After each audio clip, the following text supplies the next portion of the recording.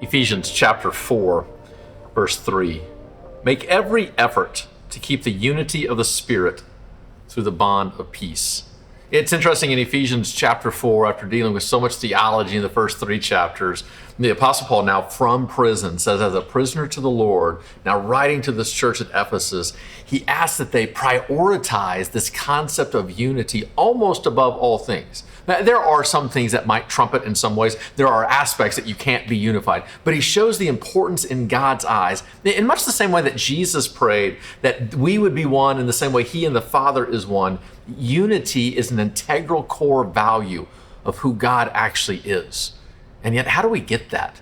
And what chapter 4 shows us is that unity is the byproduct of maturity.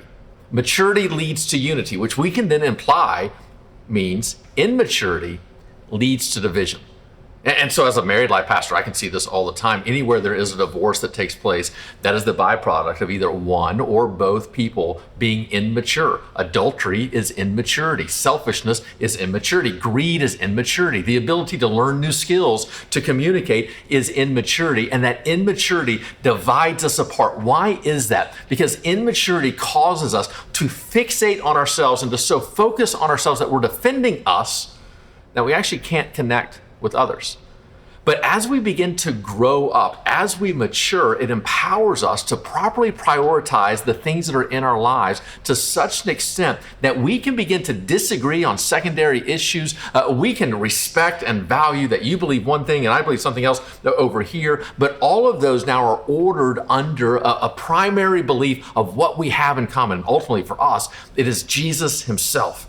And it is maturity that allows us to say, if you believe in Jesus first and foremost, that is enough for us to have unity, and everything else becomes secondary.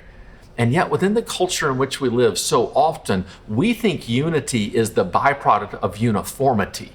And so we're trying to convince everybody else to think like us and vote like us and act like us. And if you don't see the world exactly the way I see the world, something is wrong with you, and now we can't be unified. And ultimately, what we're actually believing is that unity is found whenever you become like me. But what Ephesians chapter 4 is showing us is that unity is found ultimately as we're pursuing to be like Jesus. Which is your focus today?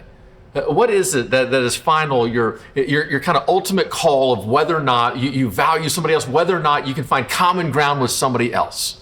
If you see within them their desire to love Jesus, then everything else goes into the background and you can be unified. But that only happens if you have a sense of spiritual maturity about you to know what's really important and what isn't.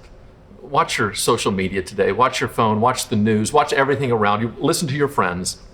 And out of immaturity, they're going to be making demands of other people and other sides to change to become like them, thinking that is what will ultimately unite us. In the truth, it is all of us surrendering to Jesus himself, and it is in my submission and your submission to him that we ultimately find a unity that truly matters.